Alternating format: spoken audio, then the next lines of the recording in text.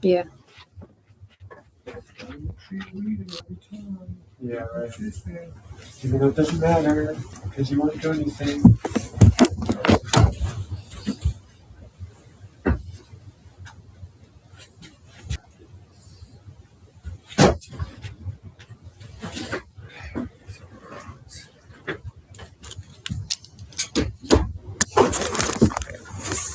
Were you able to reach out to SWAT? Yeah, he finally got back to me. We're going to talk tomorrow morning. Did he say anything about the word and the CPS? No, I didn't do it by text. Oh, I just texted him. Took a while. You ready? Let me know.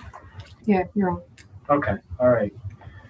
Welcome to the Cleveland Community Police Commission's meeting of the Police Policy Committee. December 10th, 2025. It is 6:07 p.m. Call this meeting to order. Roll call. Commissioner Tara Coleman. Present. Okay. I am Commissioner Pete Van Leer, Chair, and I am present. Two commissioners I'm not here yet who are members. Commissioner Maria Bonito is on her way, and Commissioner Rodriguez will not be in attendance. So we don't have a quorum, but we're going to start some discussion, and there are no votes planned. Any comments on the read? I'm going to read the procedure, but any comments on the agenda, Commissioner Tara? No. Okay. Yeah, the goals of this meeting is just to have discussion and make some plans moving forward. I'm going to read our notice. This meeting of the Cleveland Community Police Commission Policy Committee is a lawful meeting under section 605.04 of the codified ordinances. No person with purpose to rent or disrupt a lawful meeting shall do any act which substantially obstructs or interferes with the due process of such meeting, procession, or gathering. Members of the public and the commission are invited to speak only under the rules set by this commission. Speaking out of turn in violation of the rules of this commission interferes with due conduct of this lawful meeting and may constitute a violation of section 605.04. The penalty for violating 605.04 is a misdemeanor of the 4th degree. All right. So there does not appear there are no members of the public here who wish to give comment. We don't have any minutes ready to discuss or vote on, and we don't have a quorum anyway. So,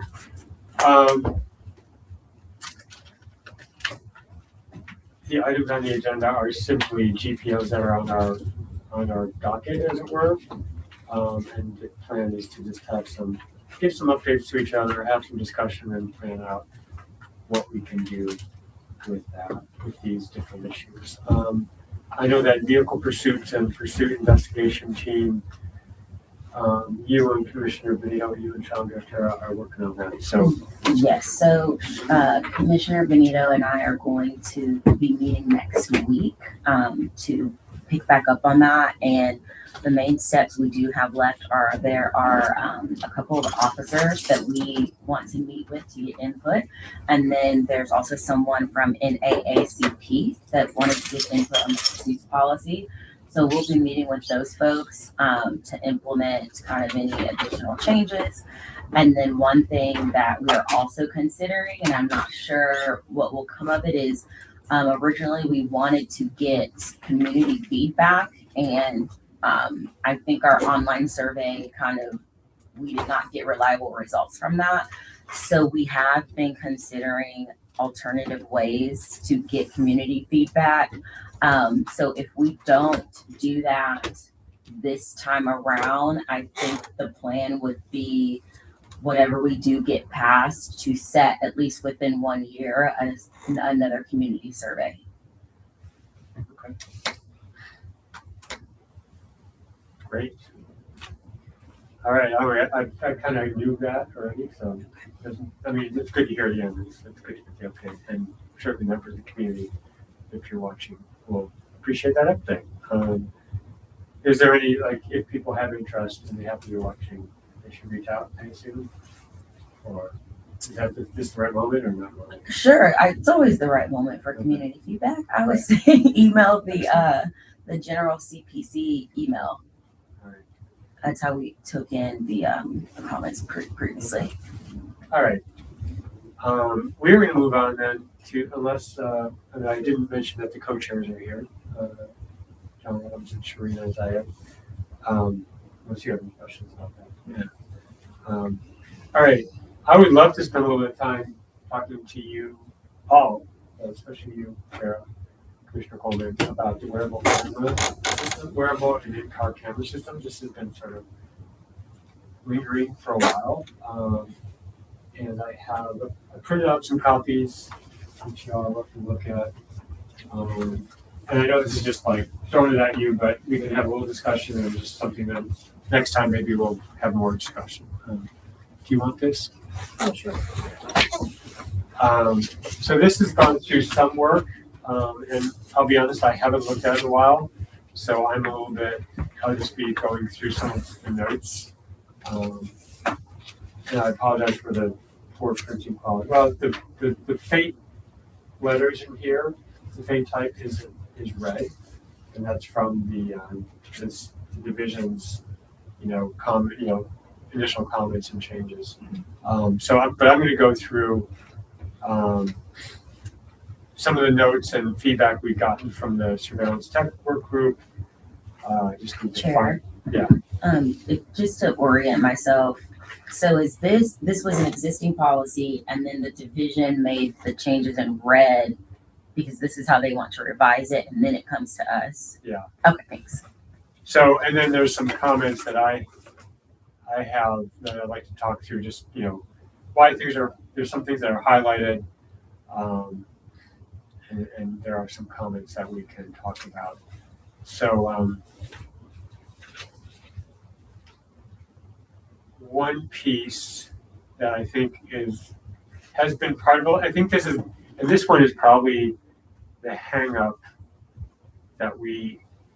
where we left things. I think most of the rest of this is probably in decent shape, and we're still going to talk to the division about it once we clean up the copy. But if you look on page 2, subsection L, division reserves the right to limit or restrict an officer's ability, etc. Right? You see where I'm at?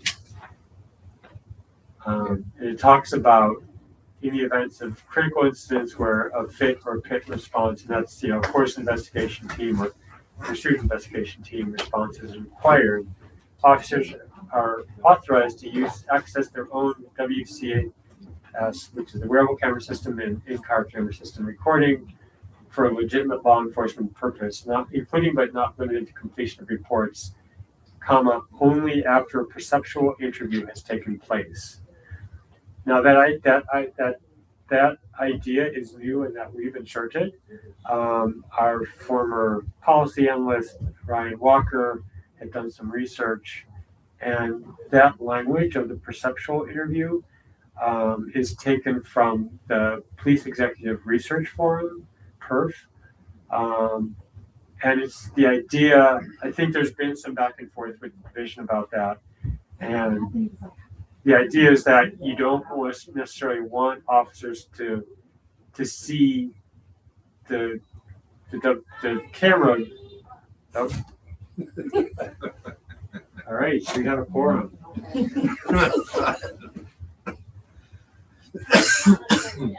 Yes, we are. We started without you. Yeah, because we were just starting the conversation. Yes, Commissioner Coleman gave an update on vehicle pursuits, which I'm sure you're up to speed on that. So please join us. Yeah. And then you're just in time. We're just starting. I'm gonna send you the little flyer I made on ChatGPT. Okay. All right. Bye. Thanks.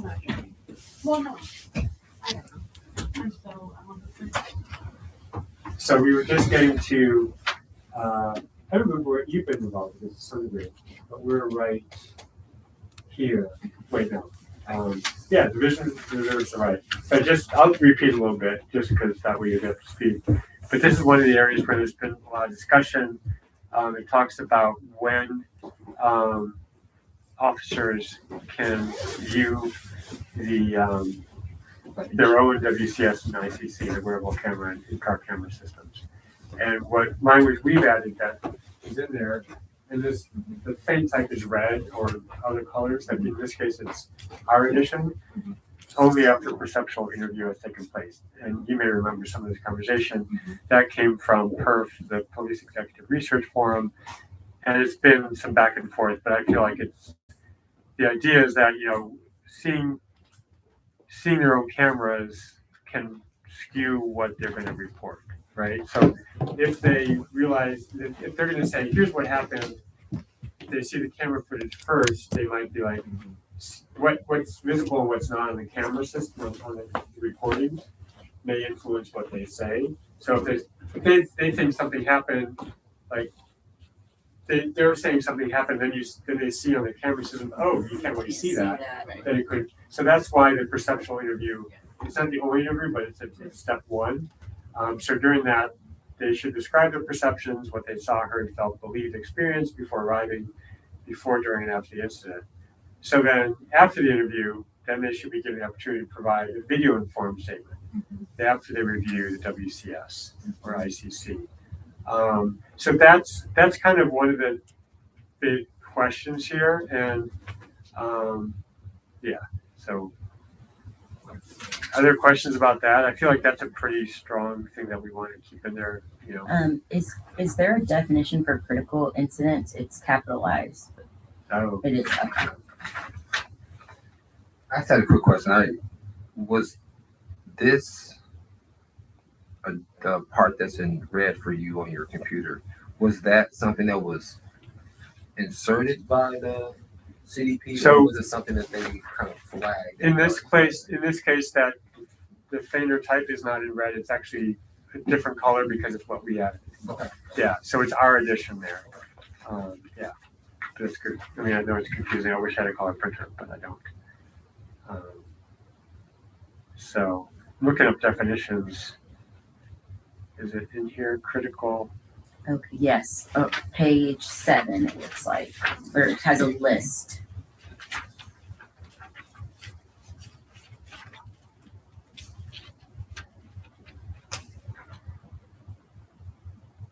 Oh yeah, there you go. It's on at the bottom of page 7. Should a ref be capitalized? Is it? It's not, but I think it should be because the other like motor vehicle, like the other. Go to the next page. Yeah, probably. The next page is still. Yeah, I would. I don't know. Doesn't matter really. Well, yeah, I mean, yeah. So there you see the. Oh wait, is this list? Okay, never mind. Okay. What? It ends at K, and 3 is a different section. Is that? Yeah. Okay. Yeah. So the things that were added by the division are T, CIT incidents involving involuntary custody, and K, critical firearm discharges / animal incidents. So, yeah. It's interesting to me that critical incidents is described here, which I guess is sufficient, but there's also, what I haven't printed out is the definitions.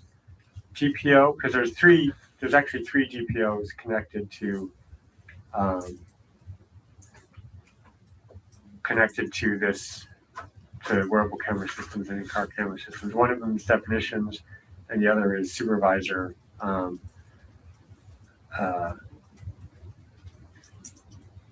What is it? Sorry, give me a sec. Supervisory reviews and investigations. And I purposely didn't want to get too in the weeds on that, but we can look at that later. I think in our past conversations, those are pretty straightforward. But we'll talk about those next time after we have a chance to review them. That's all right. So.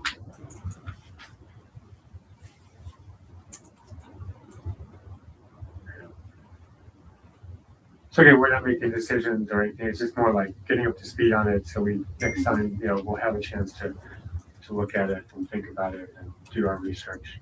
Yeah. And I can send this out, like the copy I have that has some of the links and comments. There is one comment from, and this shows how old it is, Brian Kearney, who was a former commander in charge of the policy unit, and he said we should be clear to define what perceptual interview, or his question was, do we need to define it? So, I feel like it's pretty clear from this. During the perceptual interview, they described what they saw, heard, felt, believed. So I don't know that we need to do more on that.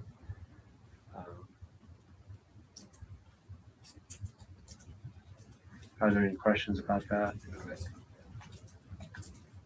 see what else.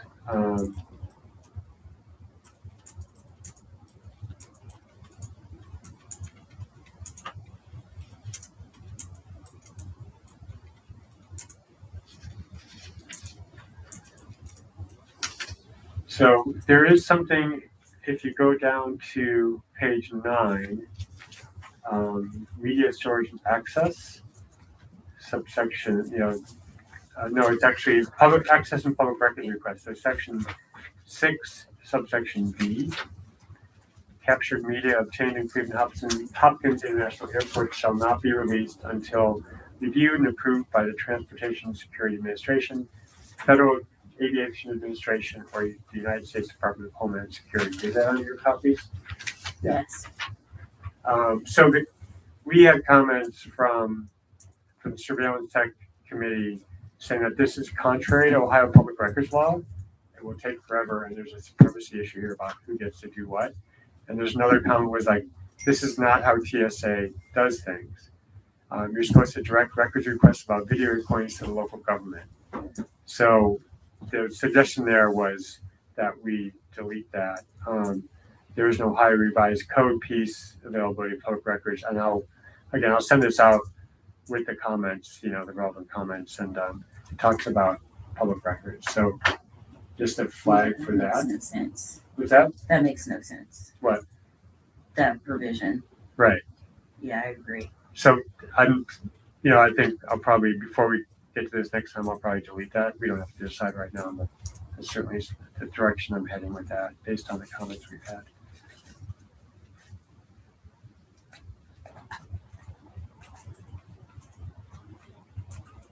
You're saying maybe get rid of it?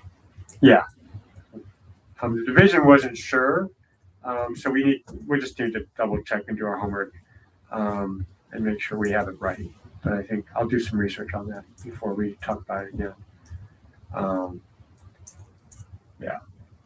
So that's really most of what I have here. There was some use of force. Like, let me look back. Do you remember the use of force questions, Sandra? It was the different levels of use of force. Yeah. I'm sorry, I don't I have. just remember there being conversation about not wanting it to conflict with the use of force policy. I can't remember. Yeah, so I think it was when FIT or PIT is like when the force investigation team is involved.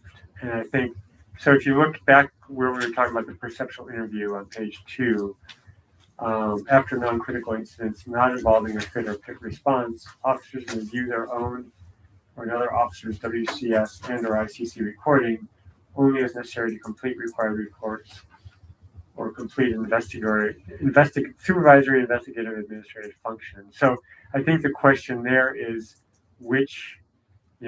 what requires a FIT investigation. And I think we need to do a little bit more. So it's here, the ongoing question is FIT is only required to investigate the following. 1, all law enforcement critical firearm discharges occurring within the jurisdiction assigned to the Cleveland Division of Police, regardless of the on-duty or off-duty status of the officer involved, except incidents involving a fatality are investigated by an outside agency per a signed memorandum of understanding. 2, all level 3 use of force incidents, and there's a use of force GPO. So that means the FIT is doing all level 3 and above, all level 3.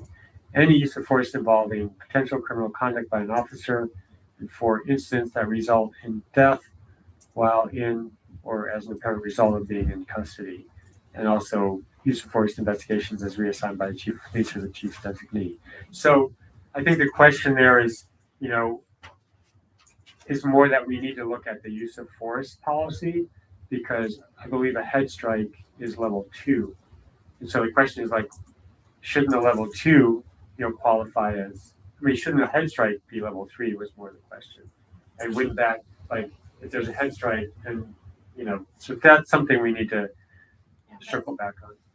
I think that is something we'd have to adjust on that GPO. It's more in the use of force GPO 2.01.01. I know that was,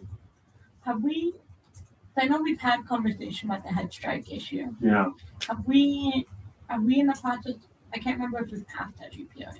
we haven't even taken a look at it. Okay, good. Yeah, the use of force, it's something that's definitely should be on the list. Yeah, we did have, I remember having that conversation with it just separate from a GPO review. There was, they came and talked to us about the use of force. Oh, Remember? you know what, I think that, The division came. yeah, okay, yes, I remember. Okay, cool. We have that, there's a recording of that, we can always watch it again. Yeah.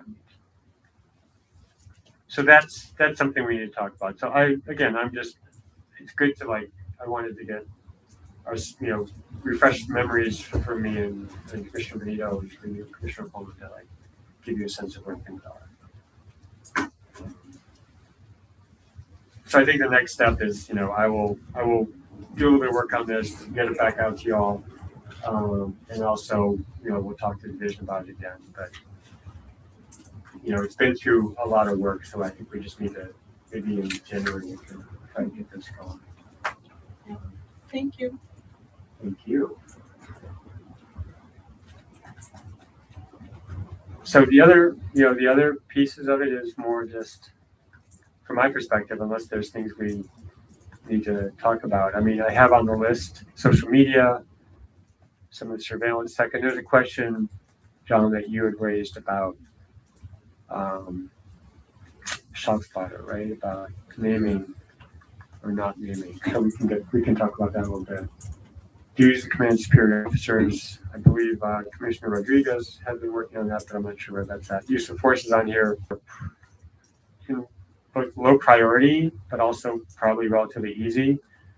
Break time requirements for working mothers and peer support. And we haven't looked at those at all, but they're in our hands and they've been there for a while. I was going to suggest, I know that we are looking on the pursuit. I feel like if there's a couple, one or two you want to assign to me to work on, I can take that on. Sure. So do you want me to do those two? The 2 ones you just, Yeah, if you and could, then we could aim to have Josh for Yeah. January? break time requirements for working mothers and peer support. Yeah, okay. And they're in, sometimes if you can't reach it back, they're in that folder I shared. Yeah, if you don't mind just sending it to me, that'd be super easy. All right. Yeah, so I'll work on that. And I think, Tara, you were working on social media? I will still do social media. Yeah, okay. Great. That's, if we can just get moving on those and do something with wearable cameras, and you all are already in process with vehicle pursuits, we'll be. So then the plan in January, we want to be ready to pass from this committee, social media and pursuits, And these other two. and the other two small ones. Okay. And wearable cameras, maybe. And we're, okay. So you're saying pursuits might be passable in January? Okay. All right. Yeah, that'd be a big lift, but that'd be great. All right, and so I don't know, duties of command superior officers. I'm going to take a look at that and see where we are with that. And then moving forward, I'd have to go back and I'd have to talk to the division about their priorities, but the list they sent before, I think duties of command superior officers, one of them, for us, I think use of force would be important. And then FUSIS, the long delayed conversation around FUSIS. So we can, because there is no GPO in FUSIS now. You know what FUSIS is, right? No. Okay. So FUSIS is kind of like, I feel like it's like the Lord of the Rings, the ring that binds them all. It's like, it's We did. all the surveillance tech stuff. Yeah. People have it on their cameras. There's a visual notice on it, but there is no GPO. Yes, we And have. some of our surveillance tech community people are, and that, you know, I reached out to them a while ago because the division is willing to do a FUSIS presentation. And so I need to figure that out. Maybe it'll just be during a regular meeting, or like we'll start early, or spend the first half hour, 45 minutes and record it so people can watch it, or see if we can get some of those surveillance tech people to show up for that. Because last time I tried to set up a meeting, people didn't respond, and I didn't have the bandwidth to keep pushing it out there. So. I know some in the last full commission meeting, there were some public comments made, and then a person from Surge spoke to us when we were on our way out, you and I, about the platform that's being used for the automatic license plate reader. Mm. Do you remember? I can't remember what's the Flock? Yes. About the data sharing policy around that. So I know that is something that the community is currently concerned about. I know we changed our policy to be neutral, to just say whatever the particular technology is that they're using, so that we don't have to then update the GPO. I do wonder on policy level, and this might be a conversation for the full commission, when it comes to especially some of the surveillance technology, the vendor, who the vendor is, does matter in terms of like what the privacy policies are, data sharing. And right now, we don't really have a process through which we evaluate the vendors being used by CDP. I mean, I think it's important to recognize that CDP has many, many vendors for a lot of different things. So I don't think it would be realistic for us to evaluate every single vendor. But I do wonder, since this complaint has been raised, if this is something we should, I think it would make sense for us to ask the division for the information on the contract in terms of what the data sharing policy is. I don't know if this is, I feel like this would be a good committee to review that and discuss if that's an issue. I do think that is of interest to a number of people. And then, I think that then we could maybe send that information to the surveillance tech work group and just ask, what concerns does this also raise for you guys? I imagine that probably many of the vendors that would be potentially used for that probably has a pretty similar data sharing we can look at that. policy, but I think it would be worth looking into. So I would like for us to kind of formally look into that. I will bring it up with the division Great. and see when we get there. Okay. Okay. And that goes to your question, John. You were asking about like the name, like vetting and figuring that process out. So I feel like that was part of that discussion. Because we had taken some of the names out intentionally at the request of the division, but I think we need to re-examine that and figure that out. All right. Anything else? Hearing nothing, I will say we have no new business unless there's new business. And then public comment and Mr. Adjourn. Unless you have some comment, you can have fun. All right. We are formally adjourned. Do we need to? That was good. Yeah. All right, thanks, guys. I have to run. It was good talking with you guys. Thanks, Thanks for being officer. here. Have a great night. Yeah, you're right back, John. Ready?